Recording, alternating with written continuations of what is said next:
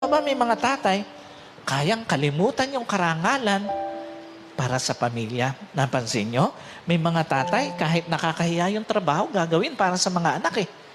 Minsan, hindi alam ng pamilya, hindi alam ng mga anak, yung trabaho pala ng kanilang mga tatay, sobrang nakaka-degrade ng pagkatao. Pero ginagawa ng maraming tatay para sa kanilang mga anak.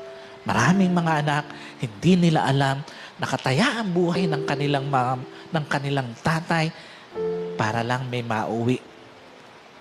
Pagdating ng oras, nakakain na ang kanyang mga anak. Para lang merong magastos, pagdating ng mga oras na mag-aaral na yung kanyang mga anak. May maibaon, may pangkain sa school, may pangbayad sa school. At may mga tatay, hindi sinasabi sa pamilya, sobrang hirap na, pero kinakaya pa rin para sa kanyang pamilya.